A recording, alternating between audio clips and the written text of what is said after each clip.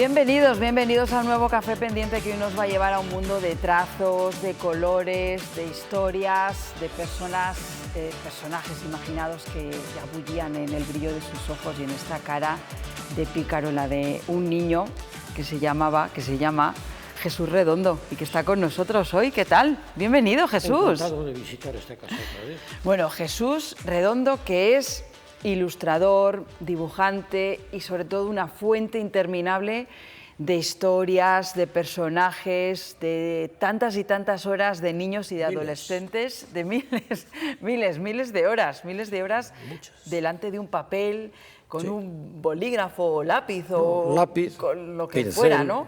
Luego rotulador. Bueno, al plumilla. menos a esto es a lo que se ha dedicado Toda mi vida. toda entera.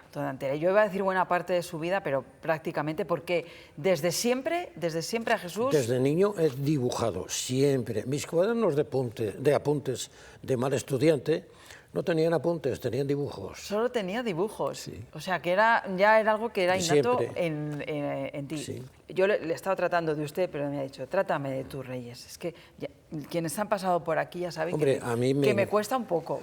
Es que a las niñas os cuesta mucho tratarme de tú. Sobre todo con quien infunde respeto, como usted, como tú. Bueno, Jesús, ha sido una trayectoria larguísima que surgió, bueno, no por casualidad, porque ya lo buscaba, porque es que eso era algo innato Sí, que estaba tenía que tropezar en ti. con ello, seguro.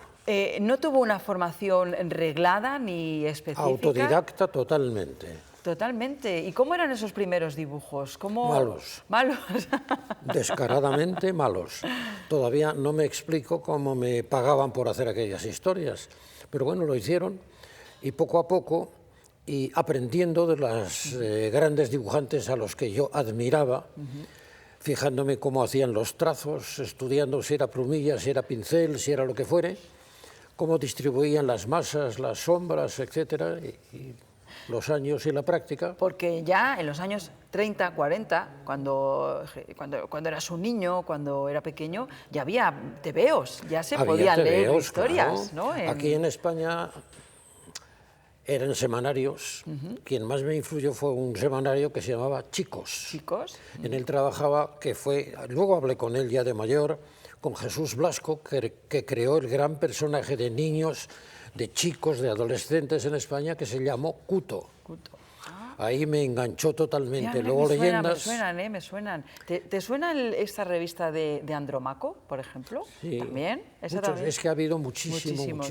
O sea, sí. ahí ya tú te inspirabas y ya decías, bueno, pues yo quiero dibujar. Yo me imaginaba de tal manera que incluso cuando era muy jovencito,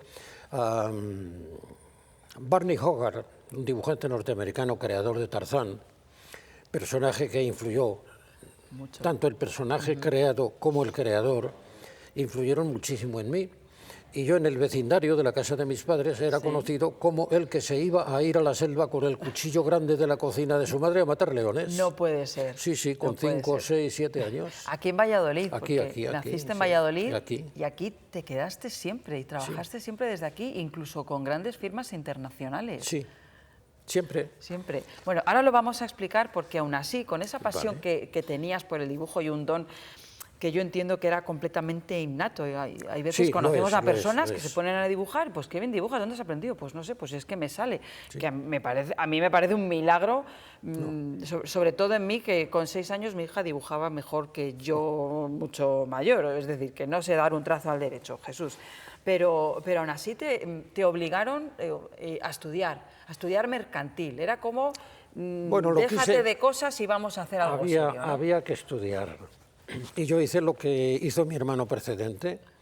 Fue una manera de perder el tiempo en el sentido estricto de la palabra, porque aprendí a divertirme con una pandilla, cuya pandilla nos hicimos medio dueños del río Pisuerga en el verano. Limpiábamos las barcas de la barquera, ¿cómo se llamaba? Tenía barcas, Oliva.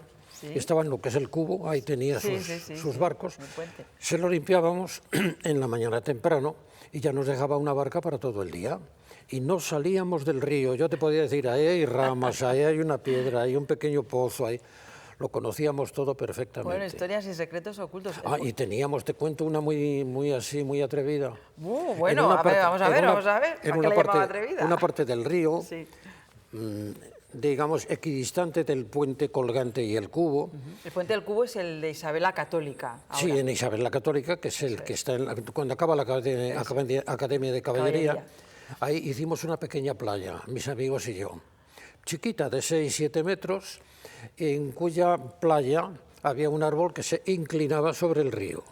Y cuando veíamos venir alguna barca solo con chicas, uno de nosotros se subía al árbol y los demás gritaban: no seas loco, no te tires de ahí, que te vas a matar, pero ¿qué haces? Pero insensato. Y cuando las chicas miraban, hacías el ángel, la carpa, lo que fuera. Bueno, os lucíais, sí. como pavos. Claro, y ligábamos. De ahí viene el nombre. Total, que no querías estudiar, no. Jesús. Cuéntame a quién fue un personaje histórico también en Valladolid que le pediste el que podía haber sido tu primer trabajo. Tuve la suerte de tener como profesor a don Miguel Delibes, siempre don Miguel. Toda la vida me dije adiós con él, a veces nos saludábamos, y ya cansado de hacer el vago, ¿por qué no decirlo? Pues decidí ir a verle. Él era entonces el director del periódico El Norte de Castilla, y le pedí, le sugerí el hacer en El Norte de Castilla las tiras que hacían en Estados Unidos, los periódicos. Le pareció muy bien, él ya había hecho cosas. Sí, correcto. Y me ofreció un contrato, pero él mismo me dijo: mire, es un contrato indecente, leonino, no le interesa para nada, márchese de aquí. Pues dicho y hecho, al día siguiente me fui de Valladolid a Madrid. Yo no conocía editoriales. Entendemos que se lo dijo con cariño, que él de alguna manera... No, él me dijo: márchese por el cariño que me tenían. Es que me explicó. Es de que alguna manera vio su talento. Aquí no hay futuro, aquí no vas a conseguir nada. Márchate, allí encontrarás, habrá una escalera que te permitirá subir, aquí no la hay. Ese fue su consejo. ¿Y lo seguiste porque te fuiste a Madrid? Lo seguí. Como no conocía editoriales de entonces, tebeos en Madrid, me dirigí a una agencia de publicidad. No me satisfizo mucho, visité una segunda, y en esta el jefe del estudio de la agencia también dibujaba cómic, y dije: aquí me quedo. Entonces estuve muy a gusto, un año. Pero en esta agencia todavía no hacías nada de cómic. No, eran dibujos al año y pico, publicitarios, ¿no? Año que y podíamos medio, ver en periódicos. Dibujo de publicitario. Al año y medio más o menos pasé a ser el jefe del estudio. Y al año y medio también aproximadamente decidí casarme. Vine a casarme a Valladolid, ya tenía mi piso en Madrid. Y precisamente, lo cuento, sí, por supuesto. es el día de mi boda, una anécdota fabulosa. Esperando a la novia, que no sé por qué demonios las novias siempre tienen que llegar tarde. Pues en lo que estábamos esperando me llamó mi padre, me llamaba Susín, ven hijo, ven, y me enseñó un telegrama. Ese telegrama decía: ponte en contacto inmediatamente conmigo, señora Mora.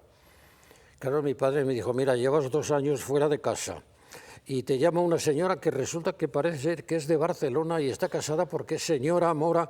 ¿Qué has hecho? ¿Qué pasa aquí? ¿Qué ocurre? Papá, el día de tu boda. Yo no lo sabía. Y es que uno de los dibujantes del estudio de publicidad, de los dibujos que yo hacía a lo tonto, los había mandado a Editorial Bruguera. Y esta señora era la encargada en Editorial Bruguera de conseguir nuevos dibujantes. Y esta señora, fui muy amigo suyo, porque era la mujer de Víctor Mora, el creador del Capitán Trueno. Fue uno de los grandes personajes. Y te fuiste para... Bueno, no te fuiste. Es que esto es muy curioso, porque ya en aquellos años, estamos hablando de los principios de los 60, ¿puede ser? Sí, 61. 61, ya decidiste que tú querías seguir viviendo en Valladolid. Sí, firmé un contrato perfecto. Año 61, entre 7.500 y 10.000 pesetas al mes. Bueno, era muy buena cantidad. Que era dinerito, estaba muy bien. Eso unido a que en la agencia de publicidad quisieron hacerme una pequeña jugada, y yo podía tener el piso que entonces en el que sigo viviendo, porque mi mujer no ha querido irse de ahí nunca. Oye, pues mira, me quieren hacer una jugada, yo puedo hacer tebeos, que es lo que me gusta, dejo la agencia. dejé la agencia y volví a Valladolid. Fíjate, Jesús, que puedes ser el primer teletrabajador de la historia. No, ha habido más. Porque, claro, Sí. es muy curioso, tú no te fuiste a Barcelona, tú te quedaste aquí en Valladolid. Sí. Tú hacías tus cómics, tus tiras, lo que fuera que te encargaran, que ahora vamos a Sí, explicar sí. cómo empezaste ya de forma profesional. Y lo embalabas y lo mandabas por correo a Barcelona, Sí. tú enviabas tu trabajo, Así ellos lo es. recibían y así es como trabajabas. Me pagaban por giro postal, lo cual es, hoy día los piensas, es un medio absurdo. Sí, claro, claro. Y mandaba, claro, Pero era lo que había las entonces. páginas las mandaba físicamente. Y los editores, bicho raro, donde los haya, de cómic al menos, no devolvían las páginas normalmente. Y entonces, cabeza loca, no me preocupé de reclamarlas. Y mis agentes, porque al año y pico, 2 de aquello, yo tenía un agente en Londres y otro en Nueva York, Sí. pues tampoco se preocuparon de reclamar mis hojas. De manera que yo habré hecho en mi vida unas 8, cerca de, no me atrevo a decir 9.000, pero más de 8.000, sí. O sea que las primeras, los primeros Me habrán trabajos, los devuelto originales, en total ¿no? unas 3.000 y pico, 4.000 en toda mi vida. Que te las han devuelto, Sí. pero el resto nada. Ya no las tengo. Ya, ay, No qué las pena, tengo. Qué pena, qué pena. Es que tengo 3 hijas. Reparto. Haces muy bien, ¿eh? Sí. Haces muy bien. Créeme que haces bien. Bueno, fueron unos años en los que Jesús trabajó, bueno, pues en estas revistas de la época, que eran revistas para adolescentes de aquellos años, As de Corazones, Celia, Lili. Mira, yo no los conocía, pero sí que es verdad que me suena de haberlo oído a adolescentes de la época, claro, que ya son pues nuestras madres y nuestras abuelas, casi. Oye, sí. ¿Cómo se mete un dibujante en la mente de estas jóvenes de aquella época, que además era una época también muy curiosa, para crear esos personajes? ¿Cómo tuviste que conocer también, pues eso, las modas, el estilo, la estética, para dar forma a esos personajes que tenían que ser referentes de aquellas adolescentes? Pues sí, es que es un trabajo muy complicado. A ver, es una época que con la de hoy no tiene nada que ver. Yo tenía carpetas y carpetas con documentación de modas, tanto de hombre como de mujer, trajes de época, coches de época, barcos de todo tipo, armas, carpetas y carpetas. Hoy das ahí un botoncito en internet y lo tienes todo. Pero entonces era a base de conservar no la revista entera, sino las hojas que te interesaban de la revista. ¿Y cómo podías hacer? Pues, qué sé yo, no ya mis 30, ni mis 40, ni mis 80 años, porque yo nunca he dejado que se vaya de mí el niño aquel que has mencionado, aquel niño chiquitín que iba a ir a la selva a matar leones. Siempre está aquí y hago con la ilusión del niño y la esperanza del mayor, hoy día muy mayor, pues hay un intermedio que me permite ir por esa carretera. Y casi siempre te cuento una pequeña anécdota que es lo más bonito que me ha ocurrido en toda mi vida como profesional. Cuéntame. Yo 70 años, me faltaban unos meses.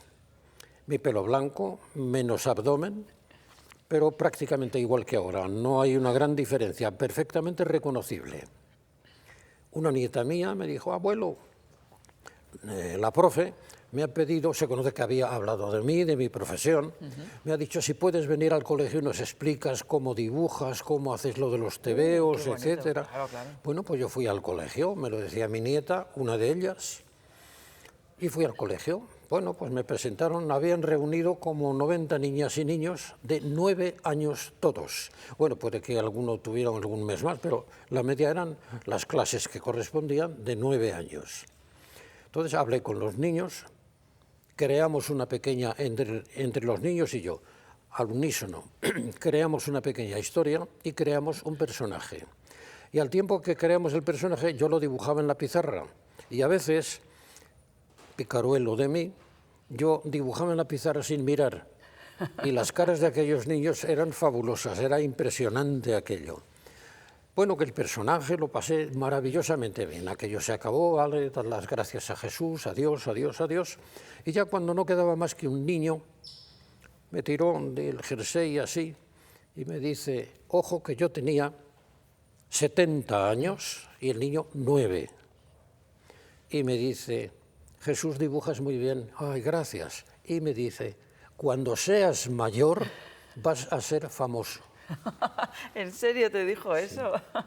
Jamás me ha ocurrido nada semejante. Y yo pensaba, ¿a qué nivel he estado yo hablando con estos niños para que me diga con mi aspecto cuando seas mayor? Sí, sí, fue muy importante lo que les transmitiste, ¿no? Para que tuvieran esa visualización de ti, ¿no? Como si fuera como ellos. Oye, Jesús, ¿cómo se prepara una historia? ¿Cómo se dibuja? ¿O cómo se preparaba? ¿No? Porque entiendo que las cosas han cambiado mucho. Hombre, era todo muy artesanal, muy material. La mayoría de las veces... Mira, no hay un buen cómic si no hay un buen guión. Eso es lo más importante. La mayoría de las veces yo he trabajado con los mejores guionistas del mundo. El más famoso quizás sea Alan Moore, el escocés, que es como una especie de dios. De gurú, es verdad. Sí. Y yo trabajé con él sin darme cuenta de que era él. Me di cuenta después. Pues es Alan. Bueno, pues muy bien. Después ya entonces, se dio cuenta. Cuando lees la historia, si no tienes capacidad imaginativa, no vas a hacer nada. ¿El guión se lo mandan escrito en letra? Sí, o sea, como si fuera un libro. Sí. ¿Y ese guión escrito con frases y Escrito de letra? manera especial, va muy detallada normalmente. Yo, en general, he aceptado el guión tal cual, pero ha habido veces en que el guionista ve la escena como escritor, no la ve como dibujante. Y hay escenas que a veces te describían que eso era con dos puntos de vista distintos. Claro. Entonces no puedes hacer esto desde aquí y desde aquí en una sola viñeta, porque la viñeta es la madre de toda la historia. Claro, solo hay La viñeta es un instante de la acción. Entonces yo sugería lo que había que hacer, siempre me lo aceptaron divinamente, y luego en fin, tendríamos que hablar de la técnica que se desarrolla para contar la historia en cómic, que es algo muy especial. ¿Por qué? ¿Cómo es esa técnica? Si se puede resumir un poco.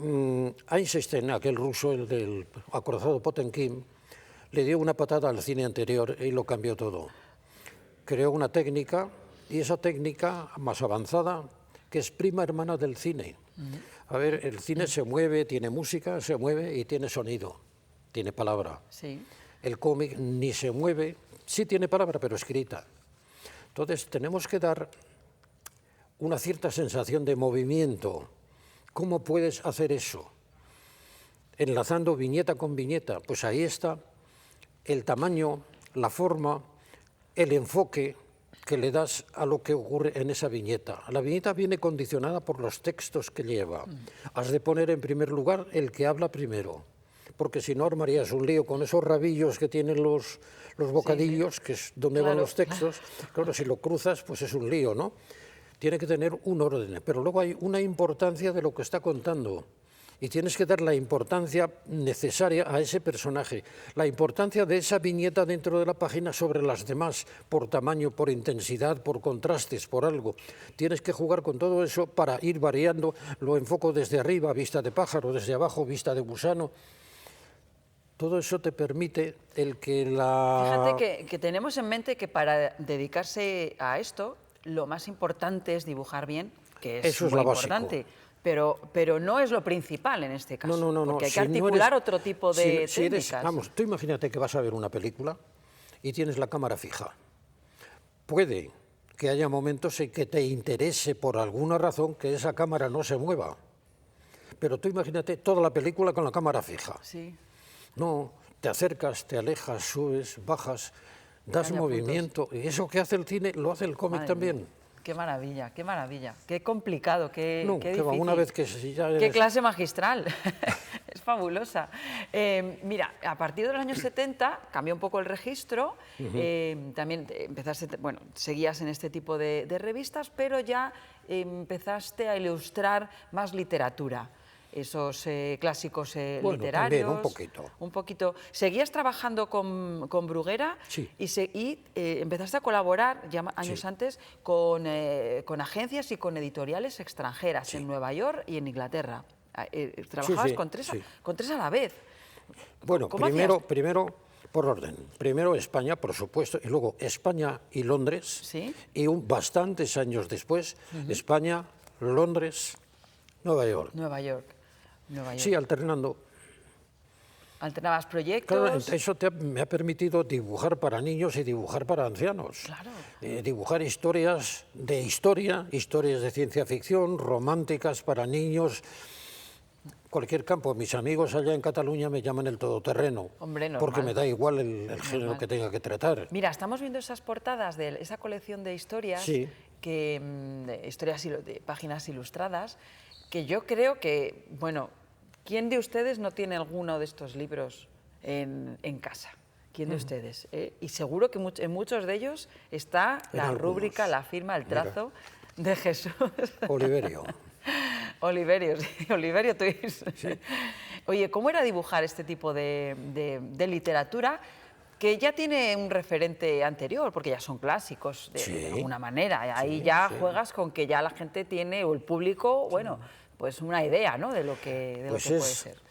Esto es imaginarte que esa novela, quieres hacer una película con la novela. Entonces la película la vas a dividir en escenas distintas. Yo la divido en páginas distintas y cada página en viñetas diferentes.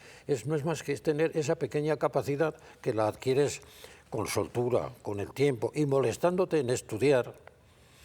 Pues es que sale solo, ya no te das cuenta. Coges la historia que sea, me da igual. Sale solo. Mira, yo por ejemplo, es que son tantas... Otra anécdota. También. Perfecta. Bueno, cuéntamela. 2. En los años 80, mi amigo Toni Giral, un gran guionista, es catalán y somos amigos, ¿eh? Bueno, no tiene nada que ver. Nada que ver, ni con ningún catalán ni con ningún español. Estos problemas que hay a mí me parecen tan absurdos, tan ridículos, que no puedo llegar a entenderlo. Pero bueno, con mi amigo Toni creamos un personaje que era, cómo no, porque intereses comerciales interesaba que fuera policía en Nueva York. No un inspector, no, un policía de los de uniforme y la porra y todo eso, ¿no? A veces acertaba y a veces fracasaba, no siempre ha triunfado, y perseguía al malo. Pero el malo aquí en general no era el que roba el banco o en el que rapta a una mujer y la quiere explotar, no, el malo o la situación problemática era una situación con síndrome de Down, con sectas religiosas, todo esto con homosexualidad. Temas muy... Esos problemas, muy novedosos, y te estoy hablando de los años 80. Sí. Nuestras historias eran esto, un problema que tenían esas personas, dadas sus características en aquella época, y este policía trataba de ayudarles. Hay una situación de... Cuando es niño tiene una amiga, la amiga va creciendo, se novia con otro de los amigos y cae en la droga. Y este muchacho, el policía, Miller, trata de perseguir por aquí, ayudarles y fracasa. Porque el amigo muere de sobredosis y la amiga se pega un tiro. Madre mía. De desesperación. Es que fracasaba, no siempre triunfaba. ¿Y eso eran historias ilustradas? Sí. O sea, para darnos cuenta de que no solamente está pues al servicio de algo más de entretenimiento, de héroes, de aventuras, historias muy crudas, ¿eh? Sí, yo soy muy amigo del antihéroe. sobre el papel. Sí. Jesús, ¿cuándo llegó el Capitán Trueno? Uy. Bueno, a tu vida profesional, porque el Capitán Trueno, como nos has contado, que lo creo es Víctor Mora, que ya fue amigo tuyo. Llegó... ¿Qué pasó? Porque te llamaron como para revitalizarlo, ¿Puedo llegar a decir un taco? Poco. Bueno, sí es poquita cosa. Pero poco, pues. ¿verdad? A ver, esto fueran los años 90 y me parece, no me acuerdo bien porque es tantísimo lo que hay en mi cabeza. Me llamaron, entonces ya no existía Bruguera, era Ediciones B. Allí seguía trabajando una gran mujer que había trabajado en Bruguera, Julia Galán, y me llamó un día, oye, mira, puedes venir. Nos vamos a reunir con Víctor Mora, creador literario del Capitán Trueno, para hacer alguna historia nueva. Pues sí, muy bien. Fui para Barcelona, nos reunimos. Yo llevé un par de dibujos sobre el Capitán Trueno.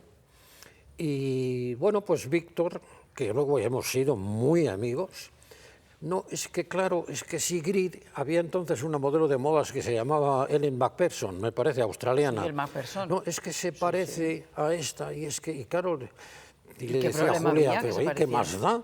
Pero tú reconoces a Sigrid. Sí, sí, pero es que tuvo varios peros.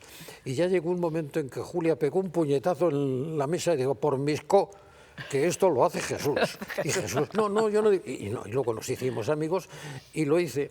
Víctor Mora le dibujaba al principio, o sea, él era, No, es el autor el creador literario. Al principio fue Ambrós. Ambrós era el que lo dibujaba. Y tú lo redibujaste a partir de los 80. Hubo muchos dibujantes, más de 20. Por eso hay tantas versiones. Yo fui uno de los últimos. Es que se llegaron a vender verdaderas salvajadas de números de esta historia semanales. Bruguera hizo verdaderas burradas. Hizo copias y copias de posturas y de caras de los personajes y luego gente de la editorial, muchachos, los componían, pegaban. Y con eso hacían historia, no se dibujaban, eran trozos de otras viñetas anteriores que los componían. Dices? Aquí pongo a Trueno, ahora le reproduzco más grande. Estás destripando algunas cosas que no sé si se saben. Es que fue una salvajada, es que se hicieron verdaderas burradas. ¿Y no sabían dibujar? ¿O qué? Es como no, si es que yo digo, bueno, voy a hacer un cómic con no daban abasto. No daban se vendía abasto. tanto. No daban abasto. Esto es de una historia de el Capitán Trueno en la tundra. Me ha llamado la atención porque, fíjate, nos han llegado, ya Por te diré ejemplo, yo, cómo ibas haciendo la estructura, ¿no? Sí, no paséis de aquí. Aquí bueno, se va a pasar que solo, Trueno pero luego vuelve a ponerse. Aparece por Rusia, esto sigue siendo... Esta viñeta me interesa que no se mueva. Llegan a una parte, bueno, esperemos, donde viven los boyardos. Y yo en aquel momento dije, boyardos, ¿qué demonios es esto de boyardos? Pues digamos que era clase pudiente, noble, no noble, pero sí muy pudiente, de la gente campesina, que hicieron dinero, mucho dinero. Y había muchos boyardos que eran los jefes de determinadas zonas agrícolas, tenían una manera especial de vestir, con brocados, con tal... Entonces tenías que dibujarlo, gorros de pieles carísimas.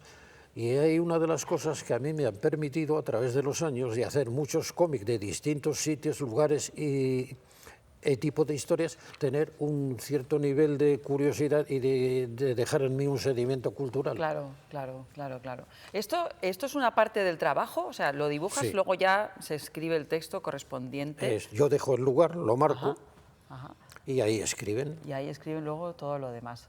Bueno, ¿cómo han cambiado las cosas, Jesús, a nivel técnico me refiero? De dibujar, yo supongo que en los años 60 o cuando empezaste, pues un papel, plumilla, rotulador... Hoy día tienes unos programas de dibujo que dibujas sobre la pantalla, ya no es otra cosa que hagas aquí. ¿Tú eso lo has usado? ¿Lo has llegado a usar? No, todo eso ya nada. No, porque en los años 90 y muchísimos, una empresa norteamericana me dijo que quería que yo le trabajara con programas de ordenador. Entonces, no eran ni de lejos los programas que yo oía. Yo dije que bueno, que no tenía inconveniente, pero que entonces era una cierta inversión. Me tenían que garantizar un mínimo de trabajo al año. Me dijeron que eso no podían hacerlo y dije, pues mira, sigo con la plumilla y el pincel y el lápiz. ¿Tú has trabajado toda tu vida? Sí, jamás he usado el ordenador. Con lápiz, rotulador, plumilla, lo que fuera, tinta. Eso. ¿Siempre has trabajado a mano? Siempre. Ha sido un poco tu firma y tu sello. Me ha gustado. ¿Y crees que, oye, y todo esto que se hace ahora por ordenador, bueno, de la inteligencia artificial ya ni vamos a hablar porque no la vamos a invitar aquí. ¿Qué te parece este tipo de trabajo? Me parece muy bien. ¿Sí? Se lo facilita muchísimo. A mí me ha dado, bueno, ha habido casos. Un editorial canadiense quiso cambiar una cosa y yo tuve que cambiar la página entera, dibujarla otra vez. Hoy día te ponen una pega, quitan esa capa, ponen otra y las demás no las han tocado. Es muy fácil. Eso es una gran facilidad. ¿Quieres quedar un tono degradado en color o en grises o en lo que sea? Le das a la teclita y te lo hace. Entonces, a trabajar el pincel con la acuarela. Lo que facilita la tecnología. Es una herramienta maravillosa. Pero para mí tiene un inconveniente. No hay original. No existe. El original está en el aire. Claro, se ha perdido ese valor, ¿no? Sí. Se ha perdido ese valor de... Mira, ese valor, y te cuento otra anécdota. Rápidamente. De Holanda. Venga, rápidamente. Holanda, principios de esta editorial y revista que los dibujantes españoles la hicimos subir al máximo nivel. Al principio mandábamos las páginas físicamente y de las primeras páginas que mandé las llevó mi agente y se reunieron, eran todo mujeres en la redacción, se reunieron a verlo y estaban viéndolo, y entonces apareció otra de las mujeres holandesas, un encanto, y se quedó mirándolo, de quién ha dibujado esto, quién ha sido, y le dijeron, Jesus. Y esta contestó, pues era Jesus Christ, porque dibuja como Dios. No me diga. Oye, auténtico, qué buen piropo, qué buen piropo. Jesús, tú siempre has alardeado de ser vallisoletano, siempre has querido vivir aquí, ya nos estás contando tu trayectoria, podías haber estado en Nueva York, en Londres. He tenido casi casita, una casita preciosa, con ardilla en un árbol del jardín en Londres. Sí, qué bonito. Sí, y al final, aquí, por el color del cielo aquí. Y alguna cosa más, aquí. No nos fuimos a Londres. ¿Te sientes Luego profeta? pude vivir en la Universidad de York, ilustrando sistemas de idiomas, pero por la misma razón, el ambiente, demás. O sea, tú te sientes profeta en tu tierra, tú eres vallisoletano de pro. Vallisoletano. De pro. Y bueno, de alguna manera tu tierra te lo ha recompensado. Sí, oye, con creces. Mira, te diré, bueno, ¿puedo contar el secreto de tu edad? Sí, cuenta. Jesús tiene 91 años. 91 años. Sí, aquí está contándome su vida maravillosamente y tiene la suerte de que ha podido ver en vida y recibir todos los reconocimientos que estás recibiendo, como esa calle que te han dedicado en tu ciudad, Nuestro que yo creo que es Jesús Julio ha tenido maravilloso poder tener ese inmenso reconocimiento. detalle. Yo pienso de todas maneras que en mi ciudad hay intelectuales que están un poco locos. No me digas, pero es bueno, ¿no? Eso... El Ateneo de la ciudad, en el año 2024, me nombró Excelencia Cultural.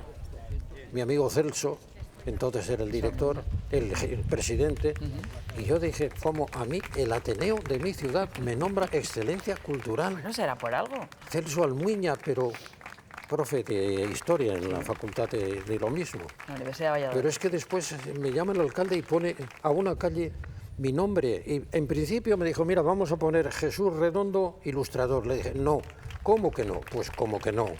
Vas a poner Jesús Redondo, Román, porque mi madre también tiene que ver algo, y no vas a poner ilustrador, vas a poner dibujante de cómic. Pues así ha quedado en la placa, ¿eh? Sí, no, pero espera, si hay más. Soy académico de la Real Academia de Bellas Artes. De la Purísima Concepción. De la Purísima donde Concepción. Está lo más granado. Están locos todos. Lo más granado de esta ciudad está aquí. Y también hace falta, bueno, pues esa parte artística, en este caso, de ilustradores.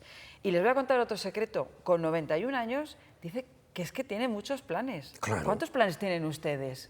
Con la edad que sea, pues usted tiene muchos planes, ¿como cuáles? Vamos a terminar. ¿Cuál es tu proyecto para futuro? Jesús, en tiempos, digamos, no siempre he estado a tope dibujando cómic, y en los últimos años sí que ha habido tiempos, de meses quizás.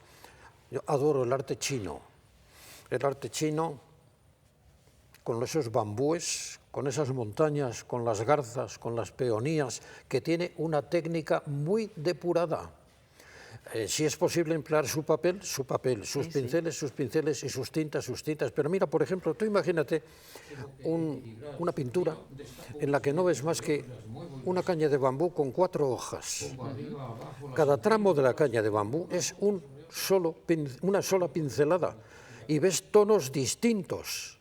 Pero es una sola, y si no estás haciendo trampa, es muy cada hoja es una sola pincelada. ¿Y cómo te metes ahora en eso? ¿Cómo te metes ahora mismo? Bueno, hay que leer a los grandes maestros chinos y practicar y hacerlo. Jesús, bueno, yo sé que han quedado en el tintero, y nunca mejor dicho, en esta ocasión, multitud de historias y de anécdotas, pero ha sido un placer.